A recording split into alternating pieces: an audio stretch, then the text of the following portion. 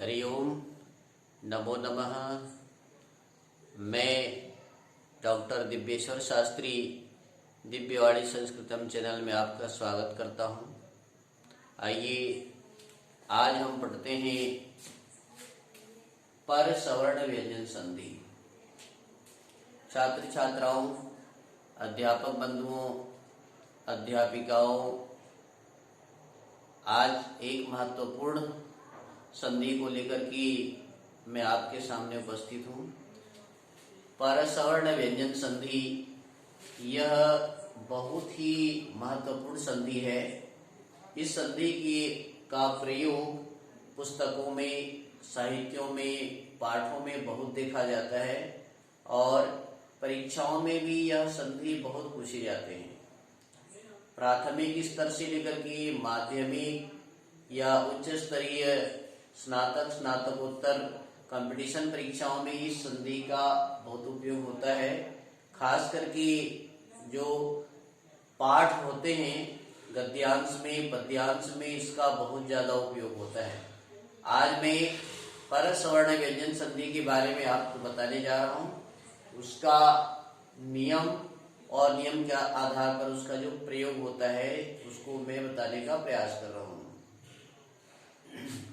तो आइए सबसे पहले जानते हैं 5 वर्ग होते हैं क, च, ट, त, प, अर्थात क वर्ग, च वर्ग, ट वर्ग, त वर्ग, प वर्ग। हाँ जी, 5 वर्ग आपको याद हो गया होगा। याद करने का संक्षिप्त तरीका है क, च, ट, त, प। क सी क वर्ग, च सी च वर्ग, क च ट सी त वर्ग, प सी प वर्ग, है ना। क च ट त से त वर्ग, प से प वर्ग। उसको संक्षिप्त आप बोल सकते हैं क च ट त प।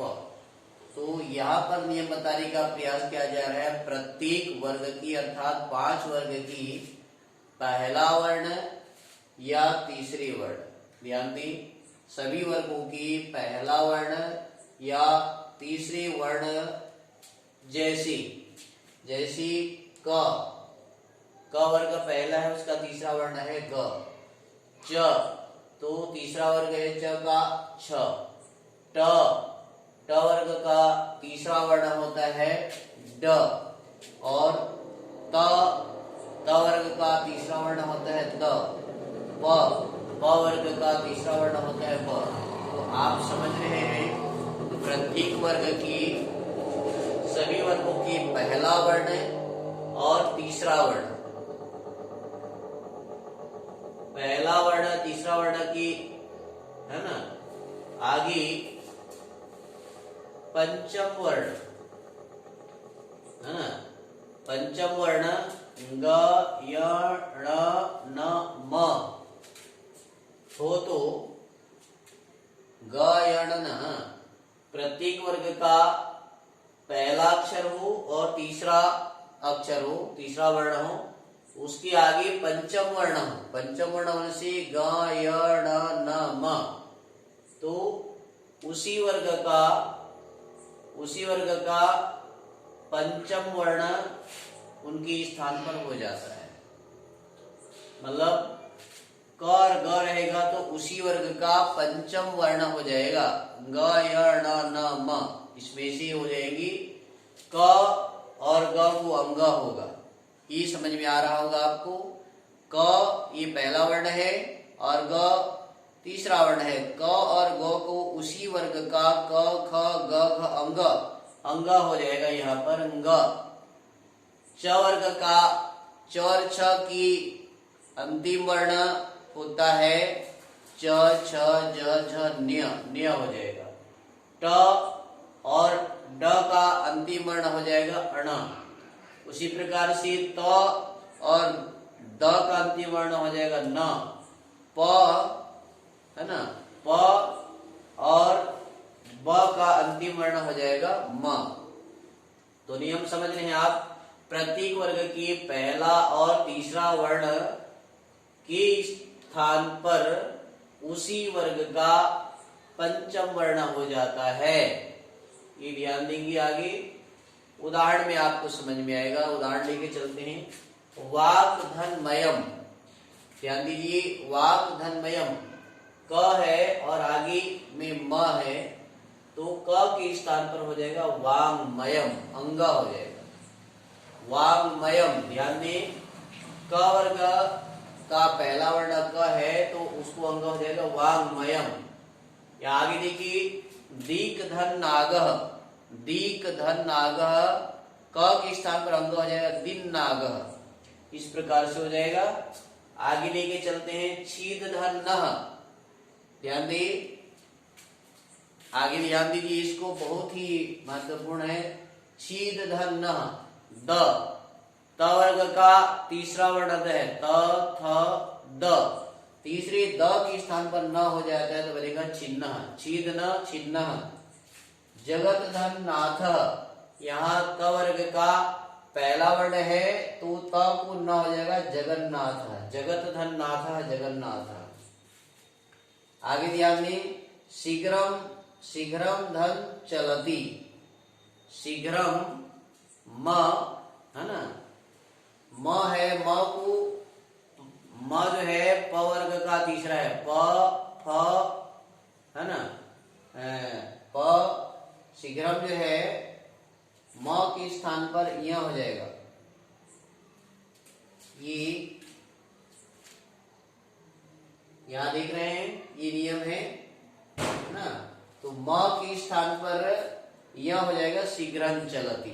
आगे च है इसलिए, है ना, च वर्ग का पंचम वर्ण।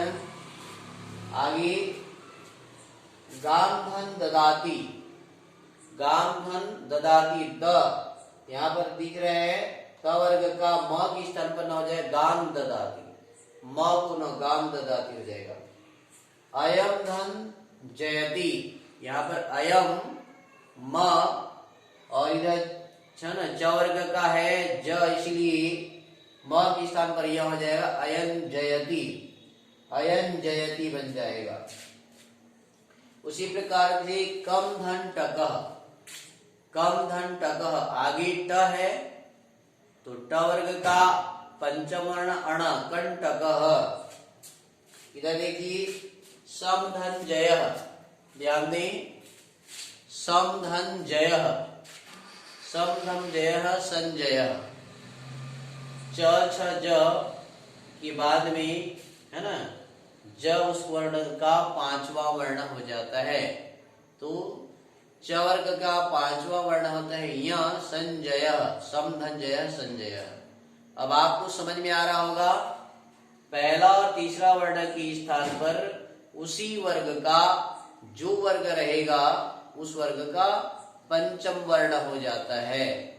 तो ये पर सवर्ण व्यंजन संधि के बारे में आप सीख रहे हैं, जान रहे हैं। इसका प्रयोग आपको करना है और समझना है। फिर एक बार उदाहरण बता रहा हूं मैं, ध्यान दें। पुनरावृत्ति बताने का आशय है कि आपको जल्दी समझ में आए। देखिए, वाक धनमय और वाक धनमयम, यहाँ पर क को अंगा हो जाता है ना, वांगमयम उसी वर्ग का पहला या तीसरे वर्ण के स्थान पर पांचवा वर्ण हो जाता है। दीर्घधन गजः है ना, दीर्घधन गजः है ना, अच्छा वो तो गलत हो गया। दीर्घधन नागः, दिंग नागः, दीर्घधन नागः दिन नागः, क के स्थान पर अंगा हो जाएगा। इसी भांति छीद धन न, छीद धन न तो द के स्थान पर न हो जाएगा छिन्न। जगत धन नाथः, त के स्थान पर उस वर्ग का अंतिम वर्ण हो जाएगा न, तो जगन्नाथ है ना। शीघ्रम धन चलती, शीघ्रं चलती, शीघ्रं चलती, यहाँ पर च वर्ग का पंचम वर्ण यह है। गाम धन ददाती, गाम धन ददाती, गाम ददाती, म के स्थान पर न हो जाता है क्योंकि ये त वर्ग का पंचम वर्ण न होता है। त थ द ध न। आपको समझ में आ रहे हैं। अयम धन जयति, अयम धन जयति, ये च वर्ग का जो है च छ ज झ निय, तो अयन जयति बनेगा अयन जयति। एक है सम धन जयः, संजयः, आपने देखा होगा संजयः पढ़े हैं। और एक है ट वर्ग का, है ना, कम धन टकः, कम धन टकः, यहाँ म के स्थान पर अणा हो जाएगा कंटकः। छात्र छात्राओं, अध्यापक बंधुओं, अध्यापिकाओं, बहनों, दिव्यवाणी संस्कृतम चैनल के माध्यम से आपको विविध प्रकार के संधि, समास, प्रत्यय, धातु रूप, शब्द रूप, यहाँ तक कि पहल असाइनमेंट परीक्षाओं का हल प्रश्न उत्तर भेजा जा रहा है। आप इस चैनल को लाइक करें, सब्सक्राइब करें और अधिक से अधिक अपने छात्र छात्राओं में और छात्र छात्र अपने मित्रों में, अपने सहपाठियों में इसको संप्रेषित करें, भेजें, जिससे उनको संस्कृत भाषा का ज्ञान हो, संस्कृत का लाभ लें, असाइनमेंट हल प्रश्नों का लाभ लें और संधि समासों को जाने, पाठों को जाने। 10वीं कक्षा की बालक बालिकाओं के लिए गद्यांश पाठों का गद्य अनुवाद है और आगे आपकी सेवा में सतत लगे रहेंगे। इन्हीं शब्दों के साथ आप सबको अनेक सह शुभकामनाएं प्रदान करती हुई मैं अपने वाणी को विराम देते हुए कहना चाहूंगा, जयतु संस्कृतम, जयतु भारतम। पुनर्मिलामः नए पाठ के साथ, नए ऊर्जा के साथ में, नए चिंतन के साथ में। संस्कृत भाषा जो देव भाषा है, देववाणी के प्रचार प्रसार में संलग्न। पुनः पुनः धन्यवाद देते हुए बोलूंगा, है ना, नमो नमः, पुनर्मिलामः, धन्यवाद।